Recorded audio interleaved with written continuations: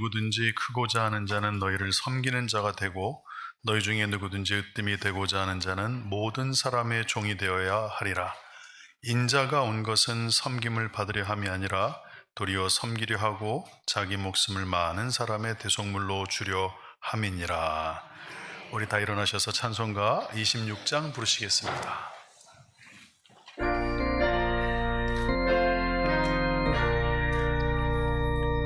새 주를 어른이들 찬송하고 찬송하세. 마음과 뜻과 인하여 경배를 세. 주를 알지 못한 이들 주같이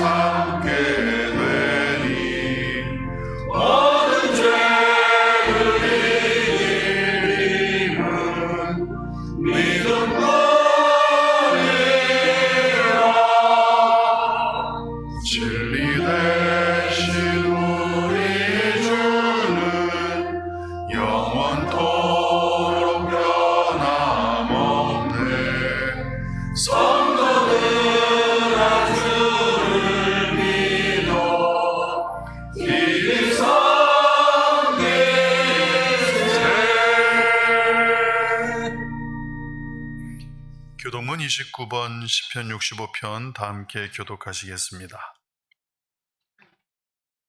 하나님이여 찬송이 시온에서 주를 기다리오며 기도를 들으시는 주여 모든 육체가 주께 나아오리이다.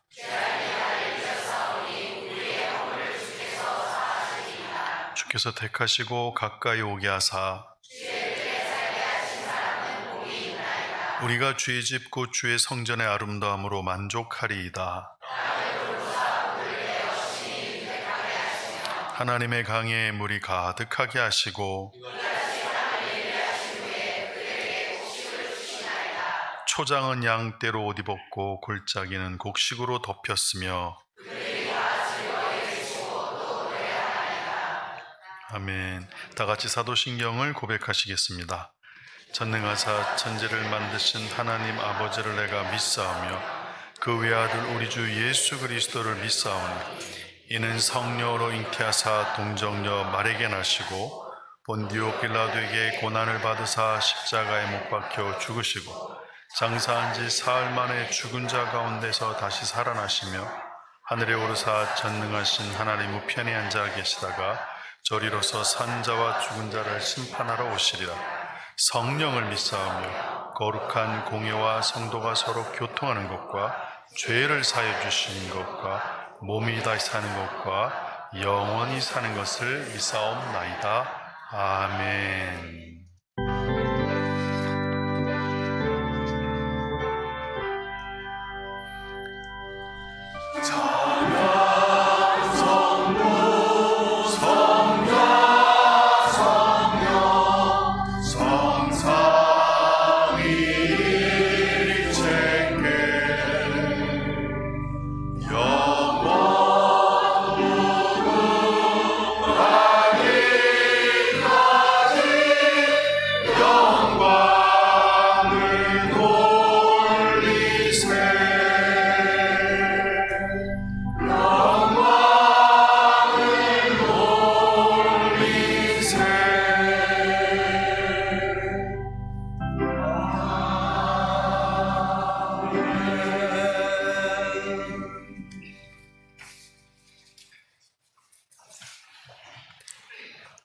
사랑과 자비가 풍성하신 하나님 아버지, 무더운 8월의 첫 주일 폭염 가운데서도 우리를 지켜주시고 원근 각지에서 불러주시며 또한 이곳에 참석하지 못하고 온라인을 통하여 예배하는 귀한 성도들 이 시간에 또한 귀한 영상 앞에 예배의 자리로 불러주심을 감사드립니다.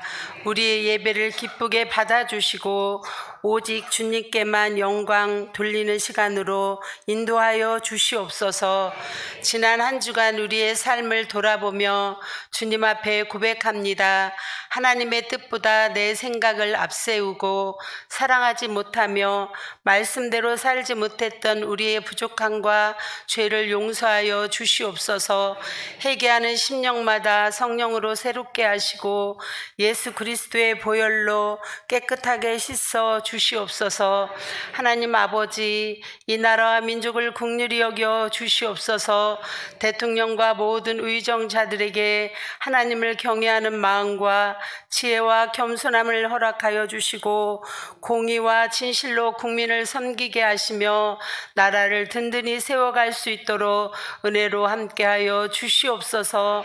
갈등과 분열이 있는 곳마다 화해와 치유가 일어나며 대한민국이 이 세계 속에 복음의 빛을 밝히는 나라가 될 수 있도록 축복하여 주시옵소서. 주님 대연지단을 사랑하여 주시고 하나 되게 하신 은혜를 감사드립니다. 말씀과 기도가 살아있고 서로 사랑하며 기도하며 치유와 회복이 일어나는 교회, 하나님께서 기뻐하시는 교회, 센터 전체가 되는 교회가 되게 하실 줄을 믿습니다. 진행 중인 교회학교 여름 성경학교의 프로그램과 말씀 가운데 우리 미래 세대인 자녀들이 성령으로 충만케 되어 험한 세상 가운데 승리하며 나가는 굳센 믿음으로 세워주시길 간절히 기도드립니다. 수고하시는 교사들에게도 건강으로 지켜주시고 그들의 수고와 땀을 기억하여 주셔서 자손 대대로 복을 받는 귀한 선생님들 될 수 있도록 은혜를 부어 주시옵소서. 하나님 아버지, 안식년 중에 계신 담임 목사님과 사모님을 더욱 지켜주시고 계획하는 일들을 축복하시며 또한 이사하여 정리 중에 있사오니 피곤치 않도록 건강으로 보살펴 주시옵기를 기도합니다. 또한 국가사역을 감당하며 나아가시는 우리 피기영 목사님을 강한 팔로 붙드시고 성령 충만케 하셔서 하고자 하시는 일들이 주님께 더욱 영광 돌리게 하여 주시옵소서.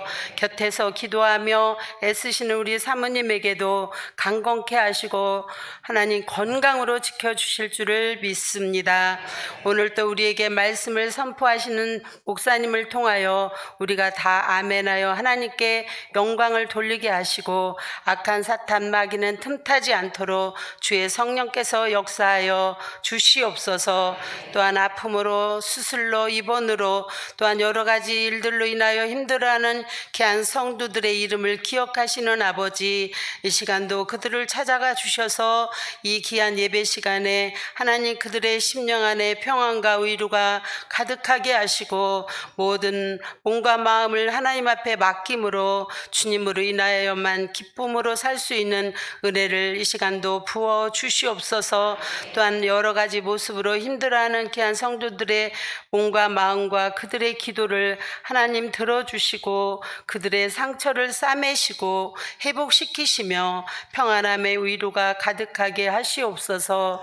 또한 기도로 준비하며 더운 날씨에 수고하는 우리 다드림 찬양대의 찬양을 하나님 기뻐 흠양하시옵고 반주로 또한 여러 가지 모습으로 지휘로 아버지 날마다 수고하는 그 수고에 하나님의 은혜와 사랑이 넘치게 하여 주시옵소서. 하나님 감사와 영광과 찬양을 올립니다. 날마다 우리의 작은 신음의 기도에도 귀를 기울이시며 우리가 말한 대로 들으시는 주님의 음성을 기억합니다. 오늘도 주님께 감사드리며 모든 말씀 부활하신 예수 그리스도의 이름으로 간절히 기도드리옵나이다. 아멘.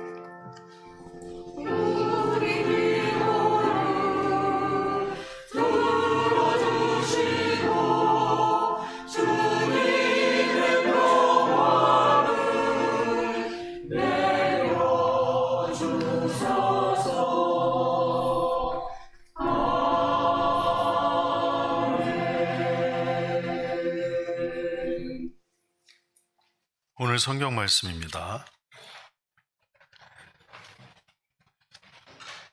사도행전 11장 26절 말씀, 만남에 안디옥에 데리고 와서 둘이 교회에 1년간 모여 있어 큰 무리를 가르치고 제자들이 안디옥에서 비로소 그리스도인이라 일컬음을 받게 되었더라.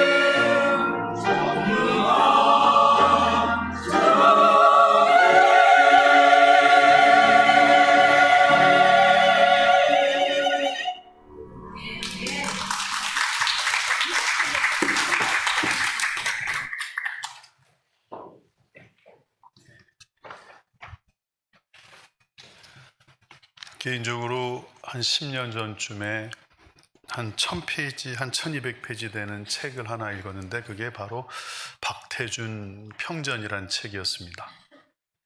그 책을 읽다가 제 가슴 속에 막 불이 일어나더군요. 전쟁이 끝나고 이 대한민국은 세계 최대 빈민국이었습니다. 그런데 오늘날 세계의 선진국으로 인정받는 나라가 됐습니다. 저희한테는 아직 개발도상국인 것 같은데 해외선 아니라고 얘기합니다. 정말 선진국이라고 얘기합니다. 대단한 나라라고 한국을 평가합니다. 우리 옆에 분들한테 인사하겠습니다. 선진국 시민 되신 걸 환영합니다.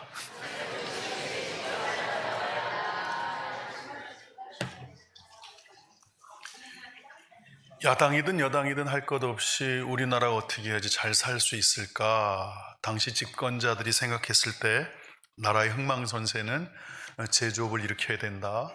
그 중에 정말로 중요한 게 무엇일까 곰곰이 생각했을 겁니다. 그 중에 하나가 제철 산업이었겠죠. 대통령이 부릅니다. 박태준 사장을 불러서 반드시 제철소를 지을 수 있는 재정과 그 다음에 설계도를 김종필 우리 박태준 회장한테 부탁을 하죠. 재정은 끌고 왔는데 문제는 설계도였습니다. 미국에 갔더니 아무도 제철소를 도와주지 않으려고 합니다. 영국, 독일에서는 콧방귀도 끼지 않고요. 다행히 감사하게 일본 제철에서 도와주기 시작했습니다.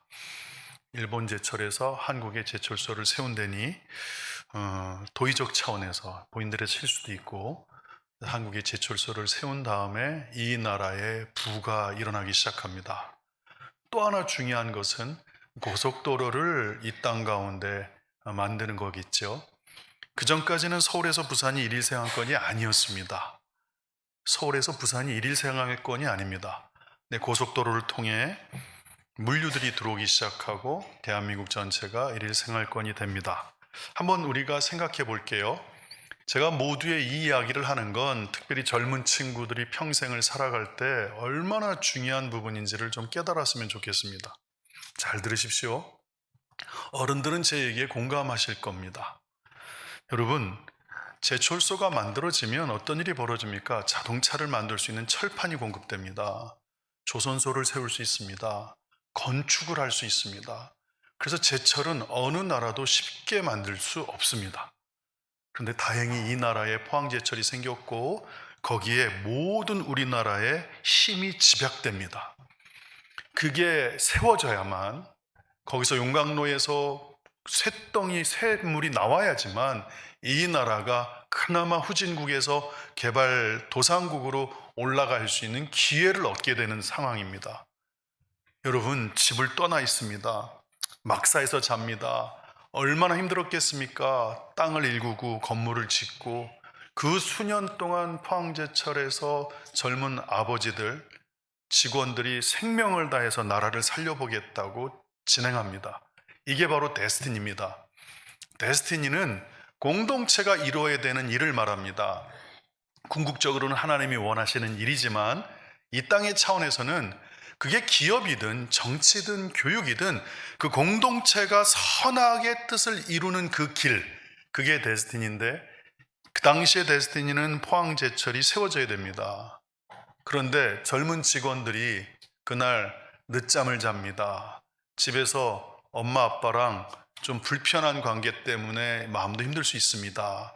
또는 애인하고 헤어질 수도 있습니다. 여러모로 직원들의 상황은 개인적인 것들이 벌어집니다.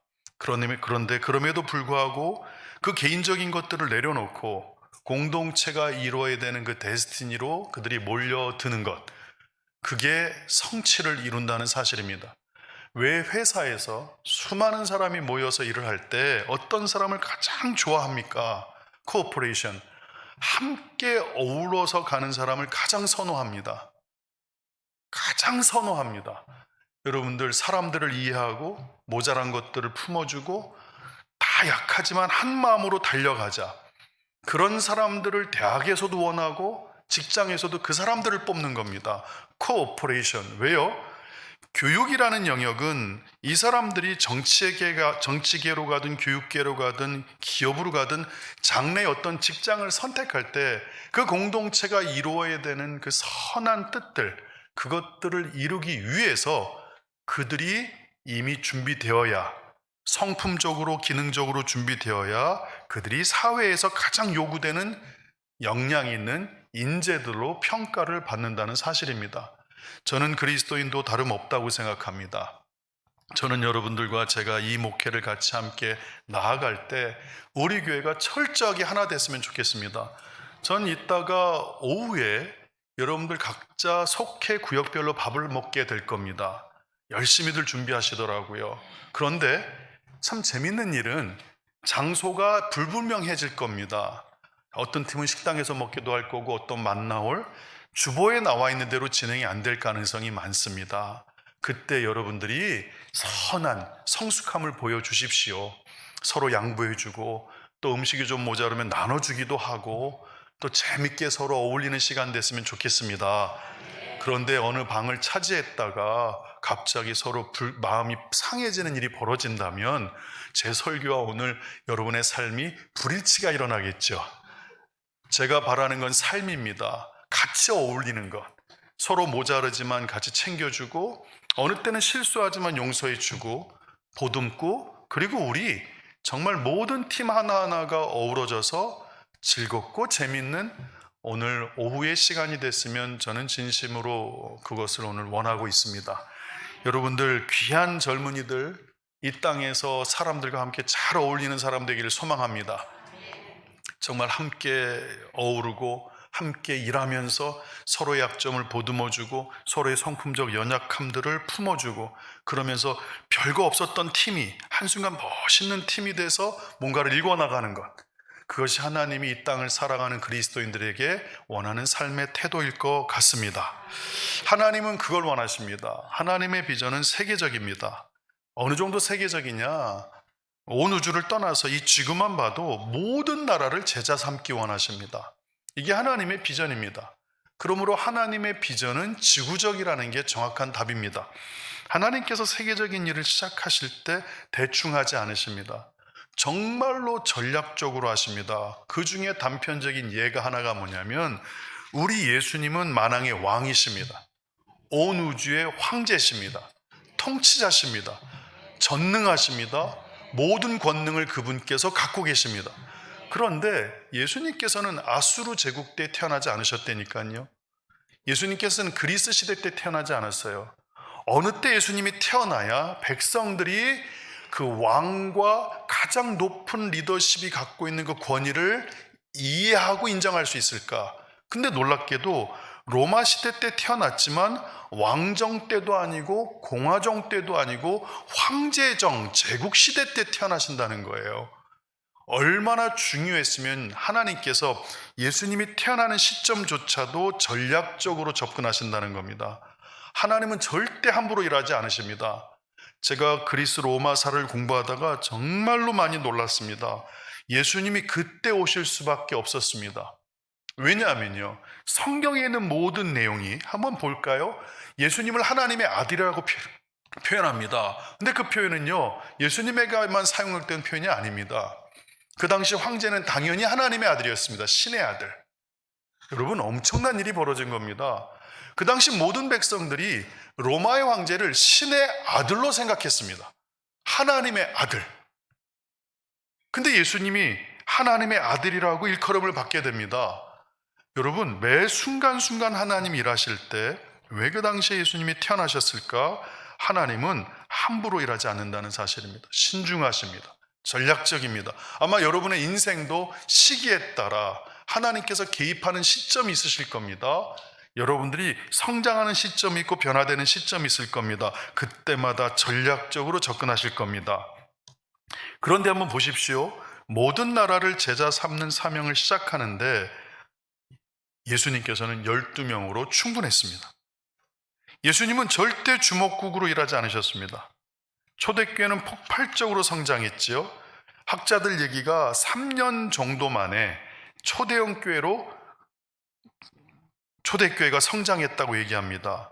그런데 한순간에 사도들만 12명의 사도만 남아버리고 아주 작은 초라한 교회가 돼버립니다. 성도들은 다 흩어져 버리죠.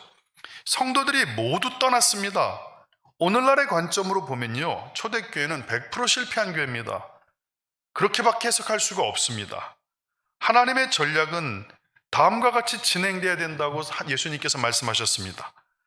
예루살렘과 온 유대와 사마리아 땅끝까지 이르러. 그러니까 여기서 우리가 하나님의 말씀과 우리의 생각에 충돌이 일어난다는 걸 기억해 두셔야 됩니다. 성경의 말씀을 한번 잘 주목해서 보십시오. 초대교회는 오늘날 교회 성장학적인 관점에서 보면 흩어짐으로 인해서 무너진 교회입니다. 실패한 교회입니다. 그러나 예수님의 말씀은 지금 성취되고 있습니다. 하나님의 말씀이 이루어지고 있습니다. 그런 의미로 초대교회는 성장하고 있는 교회입니다.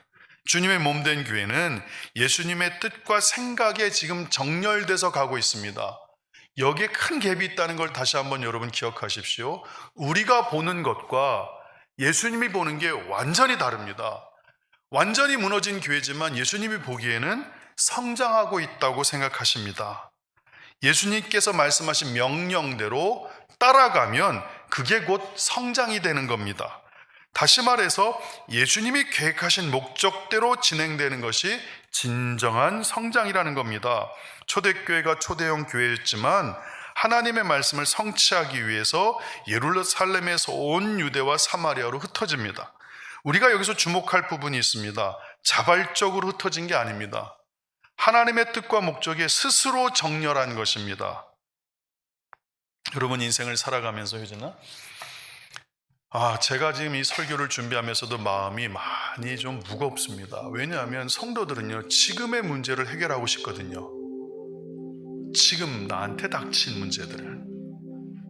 그런데 교회를 제가 좀 지나면 60년째 다니고 있거든요. 여러분, 개인의 문제를 해결하는 게 얼마나 중요한지 몰라요. 그런데 좀 냉철하게 얘기하면 문제는 또 발생합니다. 5년, 10년 지나면 또 반복됩니다. 그럼 어떻게 성도들을 키워야 될까? 세워야 될까? 정말 많은 시간 고민했습니다. 아까 말한 것처럼 사람의 생각으로 교회의 성장을 보는 게 아니라 하나님의 말씀으로 이 땅을 바라보는 것. 교회는 쭈그러들고 교회는 흩어졌고 망한 것처럼 보이지만 내가 하나님의 말씀과 정렬하면 주님께서 너는 나와 함께하고 있다. 너는 가장 온전한 길, 바른 길을 걷고 있다. 저는 죽음에 대해서 여러분 정말 많이 설교합니다. 왜냐하면 제가 죽음을 눈앞에서 봤던 사람이기 때문입니다. 인생을 100살 살 수도 있고 제 친구들 중에 20대 때 죽은 아이들이 많습니다. 사고사로 자전거 타다 트럭하고 부딪혀서 수영하다 죽고, 며칠 전에도 한번 쉬어봤더니 수십 명이 넘더라고요. 그 20대 때 죽은 아이들. 여러분, 성도들을 어떻게 세워야 됩니까? 인생의 문제는 계속 발생할 텐데, 질병은 쉼없이 찾아올 텐데, 재정의 어려움은 순간순간 나를 짓밟을 텐데, 그것은 여러분이 오늘 이 시간에도 주님과 동행하게 만들어야 된다는 사실입니다. 주님, 어떤 상황에서도 그 상황이 나를 흔들지 않게 하십시오. 내가 풀물불에 들어가든 사자골에 들어가든 욕처럼 모든 걸 잊어버려도 주님과 동행하겠습니다. 다 잃어버려도 주님의 말씀에 순종하겠습니다. 주님의 말씀대로 살겠습니다. 그래서 설교를 제가 이렇게 하는 겁니다. 개인적인 차원과 필요의 영역을 넘어가서 자꾸 그분의 뜻을 물어보는 신앙생활. 하나님, 왜 나한테는 이런 어려움이 닥치죠? 주님이 그러시더라고요. 기영아, 너의 변화 때문이야. 나는 너가 나를 닮았으면 좋겠어. 말투가 바뀌고 용기가 있으면 좋겠고, 내성적인 성격이 남들 앞에 섰을 때 담대했으면 좋겠고, 뼈밖에 없었던 제 몸이 근육이 됐으면 좋겠고, 너가 정말 다윗처럼 솔로몬처럼 나랑 함께 했던 그 종들의 모습을 가졌으면 좋겠어. 너에게 찾아오는 어려움과 역경은 그 모습을 빚기 위해서, 예쁜 그릇을 만들기 위해서 너에게 허락된 어려움들이야. 그러니 그 어려움에 주목하지 말고 하나님의 얼굴을 구했으면 좋겠다. 하나님, 나에게 왜 이런 일이 벌어져요가 아니라, 하나님, 어떤 의미세요? 어떤 뜻과 목적을 갖고 계세요? 저는 주님 앞에 분명히 들었어요. 기영아, 나는 너가 변화됐으면 좋겠다. 너가 앞으로 목회를 할 텐데 좋은 목회자 됐으면 좋겠다. 너의 육성대로 목회하는 사람이 아니고 변화되지 않은 채로 사람들 앞에서 설교는 정말 멋있게 하면서 삶이 받쳐주지 않는 그런 목회 안 했으면 좋겠다. 정말 제대로 된 목회자, 속과 겉이 똑같은 사람, 강대상에 선포하는 내용이나 삶이 일치하는 사람 됐으면 좋겠다. 그렇다고 제가 선하게 사는 거 아닙니다. 저도 화낼 줄 알고요, 저도 분노가 일어날 때가 있고요, 저도요 탐욕이 일어날 때가 있습니다. 그러나 그것을 자연스럽게 사람한테 보여주는 목회자 됐으면 좋겠다.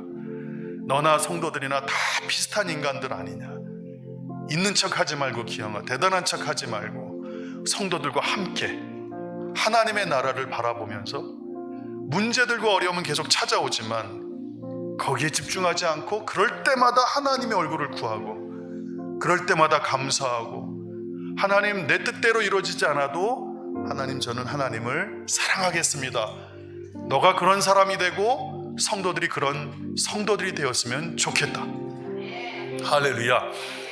그래서 여러분들 오늘 이 말씀을 주목하셔야 됩니다. 우리의 생각과 하나님의 생각이 다르다는 겁니다. 우리의 생각 같으면, 전 예전에 꿈이 있었어요. 전 세계에서 두 번째로 큰 교회가 꿈이었어요. 첫 번째 못할 것 같더라고요. 얼마나 상상을 했으면요, 에스컬레이터가 교회에 12대가 있더라고요. 6개가 올라가고 6개가 내려와요. 강대상에 들어갔더니 한 3만 명 들어가는 공간이에요. 거기 담임이 목회자만 400명 돼요. In the name of Jesus 막 이러는 현상들이 보여요. 세계적인 종이 돼야지. 심지어는 자가용 비행기도 사가지고 다녀야지. 여러분, 제가 생각하는 부흥과 하나님이 생각하는 부흥이 다르더군요. 그것이 잘못됐다는 게 아니라 하나님의 부흥은, 하나님이 원하시는 성장은 하나님의 말씀에 제가 조금이라도 더 순종하는 것, 그분의 성품을 닮아가려는 것, 연약한 채로 머물러 있지 않고 어떻게 하든지 나를 바꾸려고 노력하는 것, 그래서 그분의 형상이 내 안에서 조금씩 이루어지는 것. 그러면 죽음이 두렵지 않게 되더라고요, 여러분들. 왜요? 지금도 오늘도 성령님과 동행하는데 천국 가서도 그분과 자연스럽게 동행이 될 거 아니에요. 오늘도 예수님과 깊은 사랑 가운데 있는데, 여러분, 그러니까 하늘이나 땅이나 똑같은 삶을 살게 되는데 죽음의 경계가 저를 두려워하지 않게 할 줄 믿습니다. 저는 여러분들이 정말 이 부분을 잘 깨달았으면 좋겠어요. 우리의 생각과 기대와 하나님의 생각과 기대가 완전히 다르다. 얼마나 흩어지지 않았으면 주님께서는 분명히 사마리아 땅 끝까지 복음을 증거하라고 했는데 안 떠나니까. 학자들이 그래요. 사도행전 1장에서 8장까지 어떤 사람은 3년, 어떤 사람은 5년, 어떤 사람은 10년, 보통 그 기간 사이에 간격이 있다고 얘기하거든요. 어쨌든 몇 년 동안 예수님의 말씀은 성취가 안 된 거예요. 왜요? 예루살렘 교회가 너무 행복했거든요. 모든 물건을 서로 통용하고. 얼마나 멋있어. 유토피아 아닙니까? 이 땅에 일어난 천국 아닙니까? 근데 예수님은 너희는 아직 성장하고 있지 않다고 얘기합니다. 그래서 교회의 큰 박해를 하나님이 일으키십니다. 사울은 그가 죽임당함을 마땅히 여기더라. 스데반이 죽임당함을 마땅히 여기더라. 그날에 예루살렘에 있는 교회에 큰 박해가 있어. 그러니까 그 당시 성도들과 우리와 별 차이가 없었습니다. 예루살렘 교회에서 수만 명이 함께 신앙생활하는 것이 당연히 기뻤을 겁니다. 그런데 열방으로 흩어져야 된다는 사실을 고민하지 않았습니다. 실천하지도 못했던 것 같습니다. 그때 하나님이 개입하시죠. 우리는 역사를 하나님께서 끌고 가신다고 그래서 고백할 수 있는 겁니다. 성도들은 그냥 지금이 좋았습니다. 야, 예루살렘 전체 인원 중에서 거의 30-40%가 크리스찬이 됐어. 여기가 하나님 나라야. 그런데 하나님께서는 그렇게 생각하지 않으셨던 것 같습니다.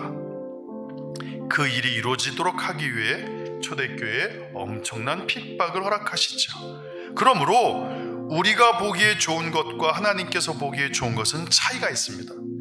우리는 평안을 원하지만 어느 날 고난이 내 발밑에 놓여있게 됩니다. 우리는 형통을 원하지만 어느 순간 역경이 문 앞에 멈춰서서 우리를 기다립니다. 우리는 멈춤이 없이 앞으로 계속 전진하기 원하지만 때로는 인생이 우리를 다시 뒤로 돌아가게 만들어버립니다. 그런 상황이 밥 먹듯이 일어납니다. 고난과 역경이 하나님께서 원하시는 길로 우리를 이끄는 도구가 된다는 것 받아들이기 어렵습니다. 그러나 시간이 한참 지나면 그 고난과 역경이 바로 우리가 하나님께로 나아가게 하는 큰 길이 되는 것 같습니다. 여러분, 예루살렘에 에클레시아가 세워졌죠. 안디옥에서도 에클레시아가 세워지고 에베소, 고린도에 다 에클레시아가 세워집니다. 빌립이 사마리아에서 에클레시아를 세웠지만 세례 정도 받는 수준이었거든요. 그러나 예루살렘은 제자들을 사마리아 교회에 파송해서 그들을 돕고 세워주는 역할을 감당합니다. 같은 교회지만 어느 교회는 도움을 받고 있고 어떤 교회는 여러분들 성도가 하나도 없지만 도움을 주는 교회가 되고 있습니다. 그러면 어느 교회가 성장한 교회입니까? 성장한 사람이 성장하지 않는 사람을 돕는 게 이치 아닙니까? 지금 예루살렘 교회는 성도가 한 명도 없습니다. 사마리아는 지금 부흥이 터졌습니다. 근데 어느 교회가 성장한 겁니까? 예루살렘 교회가 성장한 겁니다. 왜? 영적 권위로 그 교회를 세워주고 있기 때문에 그렇습니다. 그러면 여러분들이 신앙생활할 때 방향이 보일 겁니다. 여러분들 성장하고 싶으시죠? 신앙이 자라고 싶으시죠? 저를 돌아봐도 저는 5년 단위로 확확 바뀌는 것 같습니다. 눈빛이 바뀌고 말이 바뀌고 행동이 바뀌고 관점이 바뀝니다. 성장하고 있다는 겁니다. 근데 여러분이 성장한다는 것이 단순하게 재정이 많아지고 교회에서 일을 많이 하고 그것이 성장의 기준은 아닙니다. 성장은 성숙하는 걸 말합니다. 그분을 더 닮아가는 것. 예전에는 고통이 찾아오면 왜 나만 이런 일이 벌어져? 왜 나한테만 사람들이 이래? 나를 왜 이렇게 힘들게 해? 이랬다면 성장한 사람들은 무슨 뜻일까? 이 사건을 통해 내가 바뀔 게 없을까? 내가 주님께 더 나아가는 길이 이 사건을 통해 이루어지는 게 아닐까? 바뀌죠.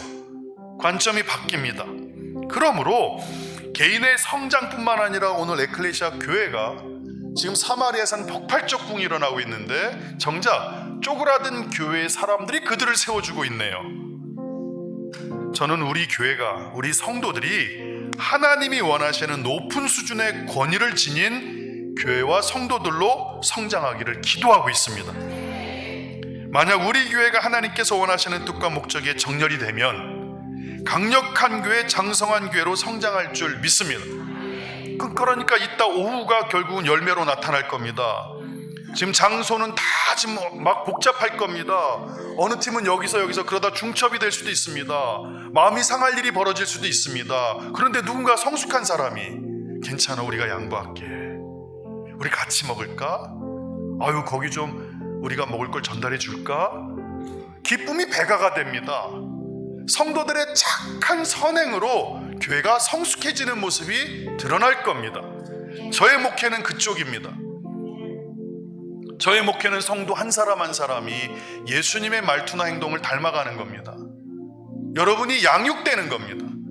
저 또한 변화될 겁니다. 그리고 이 교회 성도들이 만약에 그런 상황이 된다면 오늘 제가 하는 이 설교가 깊이 다가오게 될 겁니다. 여러분, 바로 교회의 성장은 권위로 결정됩니다. 성숙으로 결정됩니다. 성경은 그렇다 얘기하고 있습니다. 그러니까 우리가 함부로 여러분 우리의 눈으로 사람들을 재단해서도 안 됩니다. 큰 교회를 제가 막 함부로 욕하는 것도 아닙니다. 거기서도 성숙한 분들이 계시거든요. 작다고 그들이 또 성숙한 것도 아닙니다. 그러나 작은 교회지만 거기에도 성숙한 사람이 있습니다. 제가 말하는 건 여러분의 신앙생활에 있어서 성장이 무엇일까? 그것은 예수 그리스도를 닮아가는 모습. 오늘 여러분들 영상 하나를 제가 틀어줄 겁니다. 제가 원래는 저는 PPT 설교하는 사람이거든요. 이렇게 마이크를 이렇게 차고 막 강대상을 돌아다니면서 성도들하고 막 얘기하고 애들 불러 세우고, 근데 지금은 이 강대상 때문에 제가 못 움직이고 있거든요. 좀만 기다려 주십시오. 김창옥이가 나타날 겁니다. 여러분들 재밌을 겁니다. 우리 잠깐 멈추고 영상 하나를 볼 텐데 집중해서 한번 봐주세요. 소리는 크게 해주세요.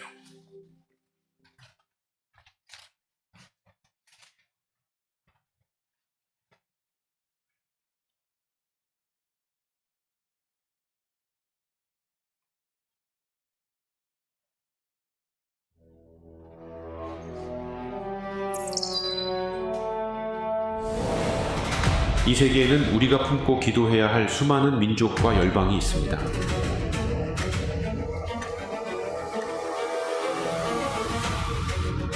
하나님의 집은 만민을 위해 기도하는 집입니다.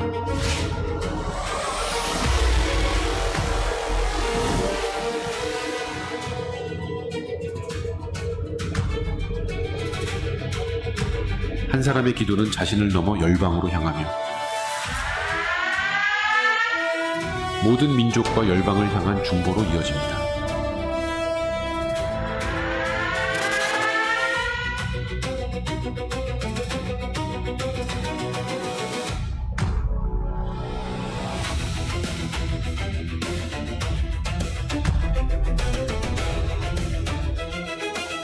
기도는 우리의 삶과 필요를 하나님께 아뢰는 데서 시작됩니다. 그리고 그 기도는 점차 시야를 넓혀 이웃과 민족, 열방을 향한 중보로 나아갑니다. 하나님께서 우리를 성전으로 삼으신 뜻도 바로 여기에 있습니다. 우리의 몸은 하나님의 성전입니다. 하나님의 성령이 우리 안에 계십니다.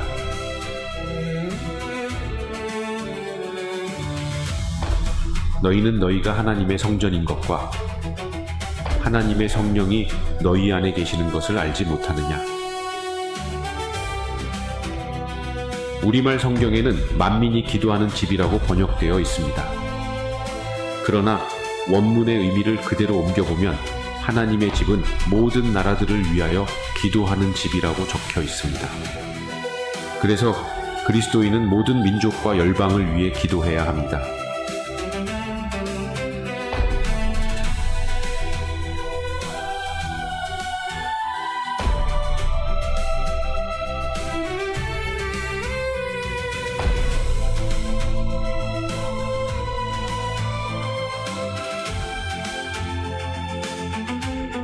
그것이 우리를 하나님의 거룩한 성전 삼으신 거룩한 정체성입니다.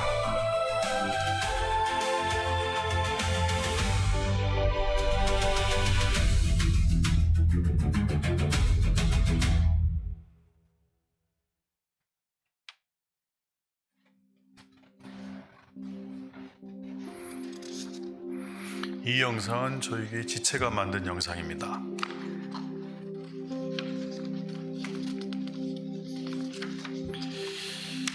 한번 여러분들 잘 한번 들어보십시오. 우리의 몸은 하나님의 성전이라고 하셨습니다.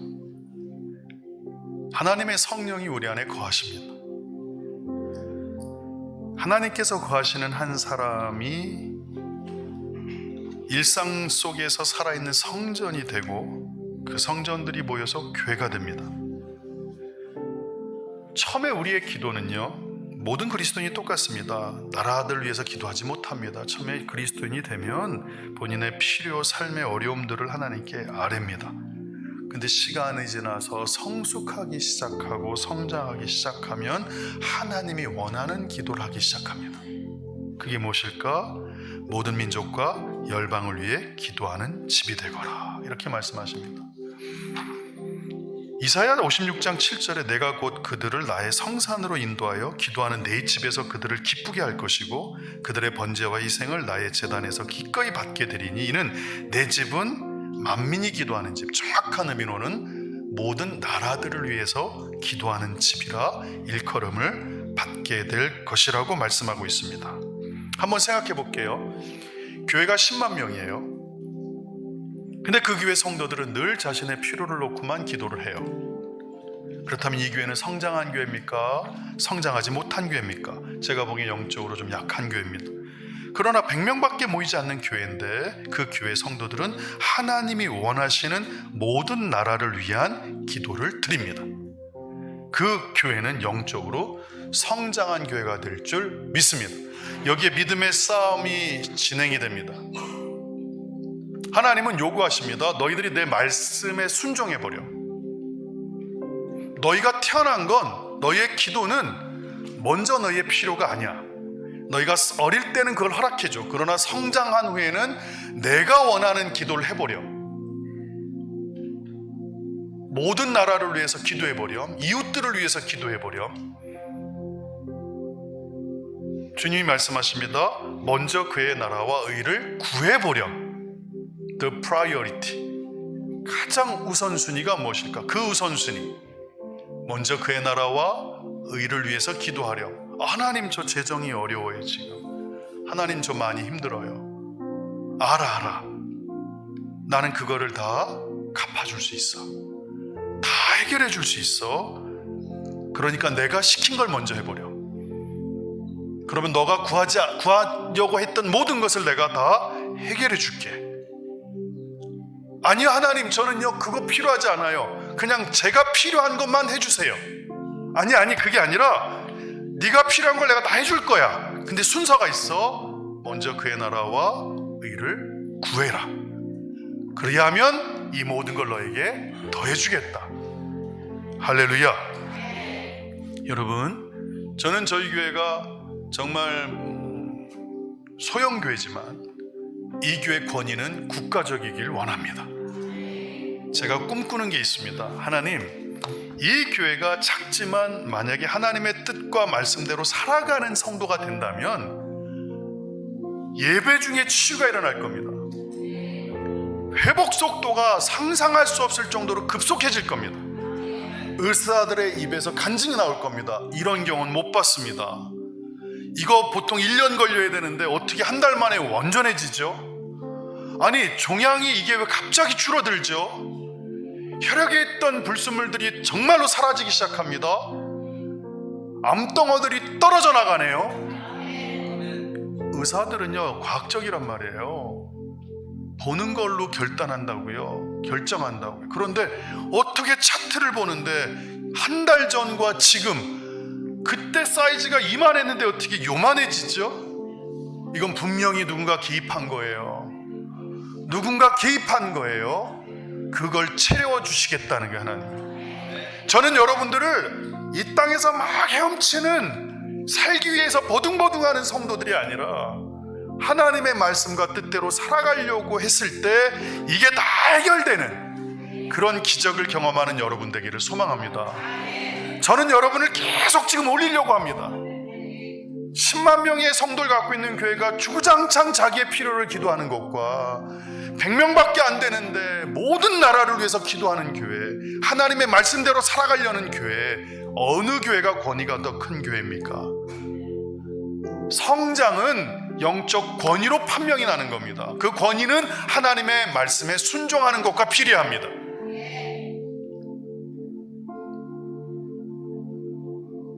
저는 여러분과 제가 하나님 보시기에 멋진 성도들 되길 원합니다.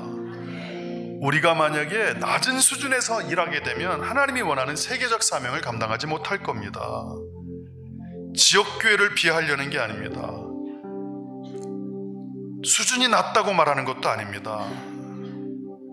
핍박으로 교회가 흩어졌지만 성경은 우리에게 다른 걸 얘기합니다. 보십시오. 사도행전 9장 31절 핍박이 일어났어요. 한 장 뒤입니다. 뭐라고 얘기했냐면 그리하여 온 유대와 9장 31절 갈릴리와 사마리아 교회가 평안하여 든든히 서가고 주를 경외함과 성령의 위로로 진행하여 수가 더 많아지니라. 와, 쪼그라든 교회였지만 말씀에 순종해서 떠났습니다. 핍박으로 인해서 뒤늦게 깨달았겠죠. 우리가 떠나야 됐던 게 맞구나. 그러면서 유대, 갈릴리, 사마리아로 교회가 흩어집니다. 근데 성경은 다르게 얘기합니다. 평안하다고 얘기합니다. 든든히 서가고 있다고 얘기합니다. 할렐루야. 이런 교회 되기를 소망합니다. 성도들을 볼 때마다 어떻게 대원교회 성도들은 일당백같네. 말이나 행동이 달라. 저런 어려움이 다가오면 부정적인 말이 나와야 되고 포기해야 되는데 어떻게 하나님이 하십니다. 하나님이 반드시 고치십니다. 하나님이 저를 일으키십니다. 어떤 경우에도 하나님이 저를 이끄십니다. 저는 우리 교회 성도들이 오늘 말씀처럼 오늘 영상처럼 성장하는 교회 되기를 소망합니다. 마지막입니다. 보통 교회들이 많은 목사님들이 설교를 하실 때 거의 똑같은 이야기들이 진행이 되곤 합니다. 유튜브나 목사님들의 설교를 들어보시면 거의 다 개인적인 차원입니다. 죄에서 떠나는 것, 육신과 영적인 어떤 치유, 자유, 내면의 상처가 회복되고 재정이 공급되고 귀신이 쫓아나가지고 그런 삶, 구원이 일어나고 너무나 귀한 겁니다. 그건 너무나 귀한 겁니다. 그 일이 반드시 교회에서 일어나야 됩니다. 저는 그게 자연적으로 일어나는 교회가 되기를 지금 기도하고 있습니다. 제가 꿈꾸는 게 뭔지 아십니까? 평생 걷지 못한 사람이 교회 현관문을 그냥 통과했는데 거기서 일어나는 겁니다. 목사가 손을 대지도 않았습니다. 성도들이 둘러서서 기도도 안 했습니다. 그냥 하나님의 영광이 우리 교회에 가득 차 있습니다. 하늘과 땅이 연결되어 있습니다. 그 연결된 능력으로 그들이 살아납니다. 저는 그게 지금 제가 달려가는 방향입니다. 성도들이 누가 봐도 패배자고 실패한 것 같은데 입에서 계속 기쁨과 찬양이 넘칩니다. 야, 너는 어떻게 그럴 수가 있니? 너 지금 모든 걸 잃었잖아. 괜찮아.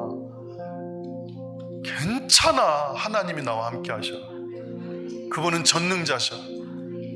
그분이 내 뜻대로 이루어지지 않아도 나는 그분의 뜻을 이룰 거야. 자시여, 그분이 내가 원하는 걸 해주지 않아도 나는 그분이 원하는 걸 할 거야. 멋지지 않습니까?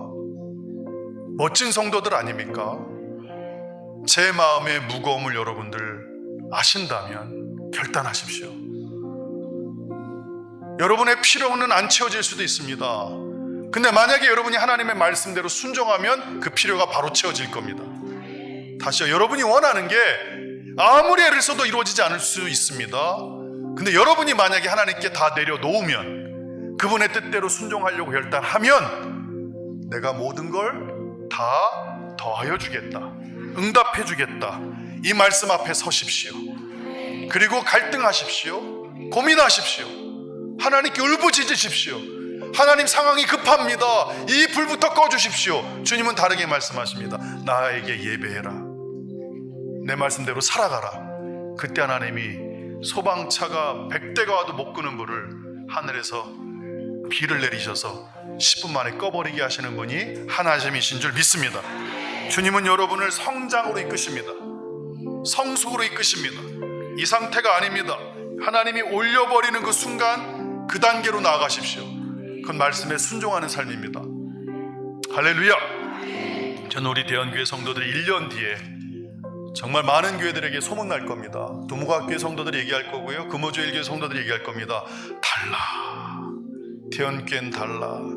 똘똘 뭉쳐있어. 착해도 너무 착해. 다 내줘. 정말 남들로 해서 최선을 다해. 하나 돼 있어. 똘똘 뭉쳐있어. 정말 기쁨이 끊이질 않아. 4층에서도 웃음이 끝나지 않고. 일전에 진짜 웃기더라고요. 3층에 올라갔더니요, 방마다 주일학교애들, 청년부, 성가, 찬양대 뭐 다 있는데 다들 웃어요. 지하 2층부터 꼭대기까지 막 웃음이 끊이지 않은 교회, 사랑이 끊이지 않은 교회, 서로를 격려하는 교회, 응원하는 교회, 하나님의 영광이 그들 가운데 임하는 교회 되기를 소망합니다. 기도하겠습니다. 하나님, 너무나 힘든 상황들에 놓여 있는 성도들이 있습니다.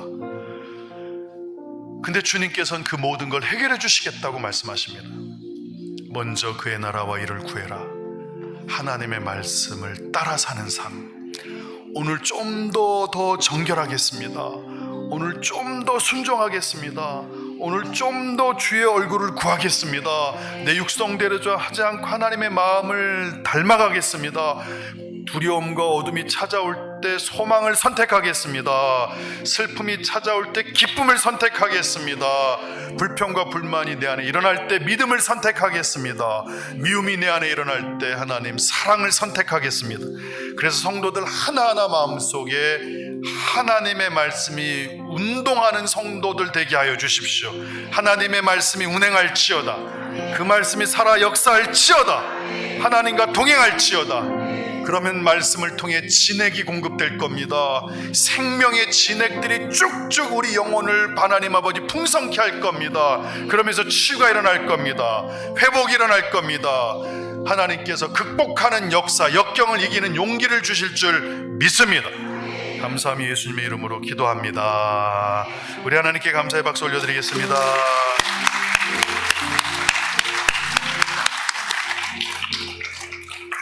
할렐루야. 우리 찬송가 323장 부르시면서 준비한 예물 하나님께 드리도록 하겠습니다.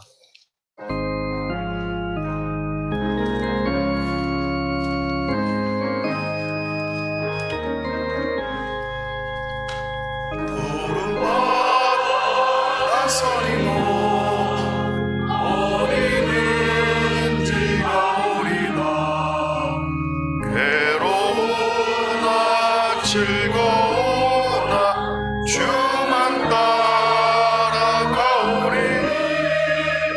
어느 누가 막으리까?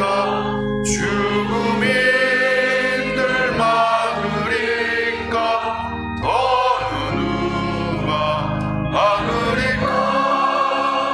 죽음인들 막으리까?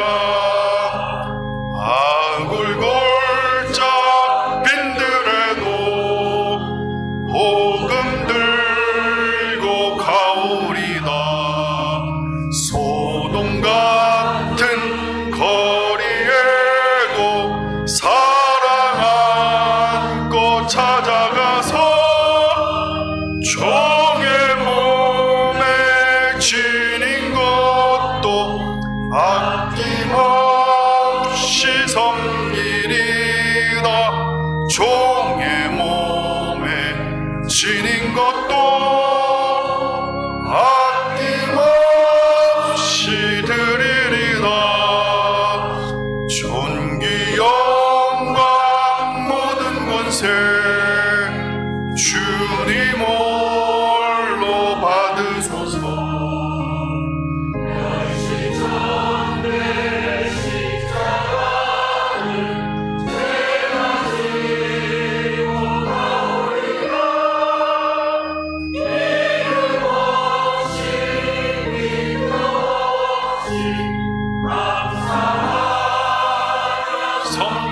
섬기리다. 이름 없이 빛도 없이 감사하며 섬기리라.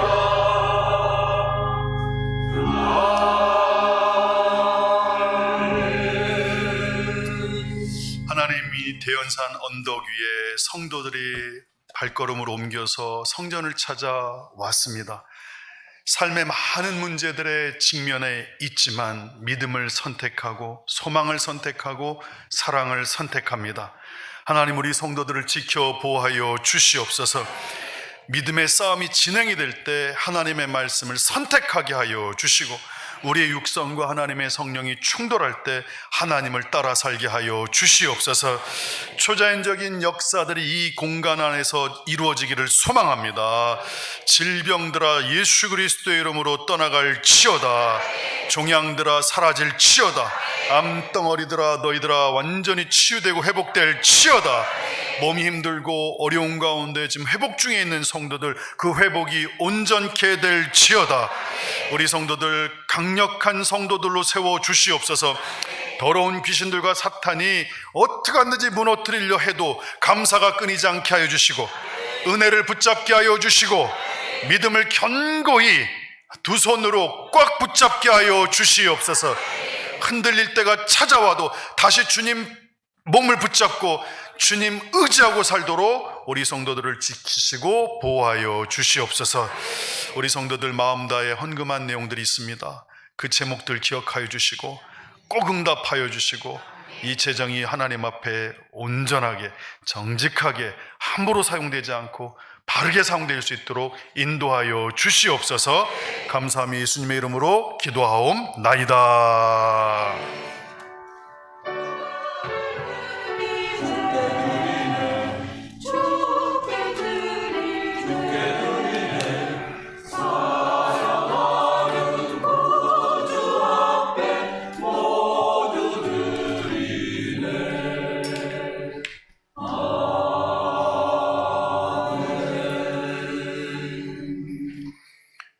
교회 소식입니다. 처치오프가 잘 맞춰졌습니다. 이제 하반기 사역을 위해서 함께 달려나가는 우리 대원교회 성도님들 되시길 소망합니다. 반복해서 말씀드립니다. 찬양대를 모집합니다. 우리 민진식 집사님, 변우자 권사님께 문의해 주시기를 부탁합니다. 8월 30일에는 중고등부 찬양팀이 인도하는 오후 예배가 진행이 됩니다. 성도님들의 관심과 응원을 부탁드리겠습니다. 어제부터 오늘 유초등부 성경학교가 진행 중에 있습니다. 많은 관심 부탁드리길 소망합니다. 지금 교사들 같은 경우에는 거의 한 달 동안 일주일에 한 3번 정도 교회에서 거의 12시, 1시까지 일하고 있습니다. 여러분들 힘 주시고요. 격려해 주시길 부탁합니다. 이제 다음 주 토요일 주일날 중고등부 여름 성경학교 일정이 진행이 됩니다. 오늘 여러분 좀 마음이 뭐라 그럴까요? 아쉽지만 우리 육정한 집사하고 송영신 집사 가족이 미국에 2년 동안 연수를 떠나게 됩니다. 오늘이 아마 연수 떠나기 전에 마지막 예배가 될 겁니다. 우리 육정한 아빠, 애들 둘 데리고 앞으로 좀 나와주세요. 지금 엄마는 지금 병원에서 일하고 있어서 인사할 겁니다. 앞으로 나와주시길 바랍니다. 네. 2년 지나면 쟤네들 입에서 막 버터 소리 날 겁니다. 저 나이 때 가면 완전히 영어가 마스터 되거든요. 우리 뒤로 돌아서 인사할 때 여러분들 큰 박수로 격려하겠습니다. 인사.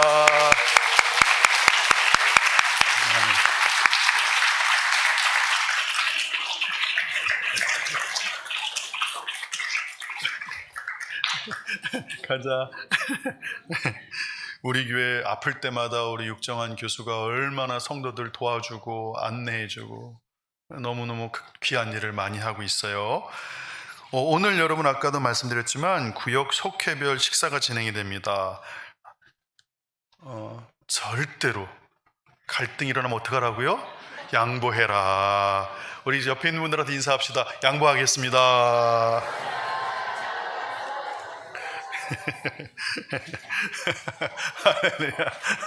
우리 성도의 교제를 할 텐데요. 다시 한번 인사할게요. 제가 편히 되어드리겠습니다.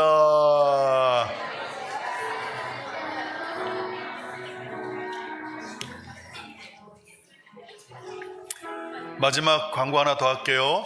몸이 아픈 분들 걱정하지 마십시오. 새벽마다 막 울부짖고 있습니다. 새벽마다 그 질병을 위해서 간구하고 있습니다. 성도들이 도울 테니 담대하게 나가십시오. 또 좋은 의사 만나게 하시고 좋은 약 만나서 질병들이 속히 치유될지어다. 예, 우리 다 일어나셔서 하나님 앞에 찬양하라 내 영혼아 찬양 드리고 오늘 예배를 마치겠습니다.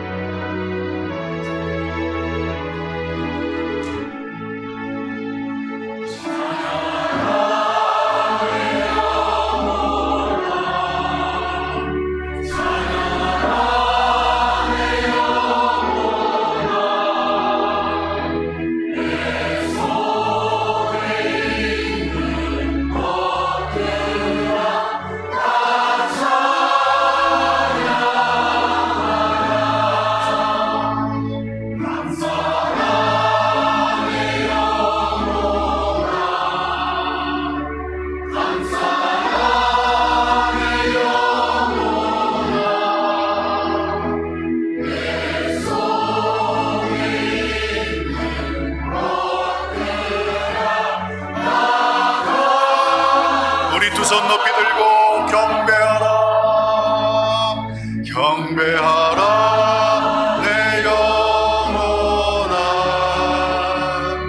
경배하라 내 영혼아 내 속에 있는 것들아 다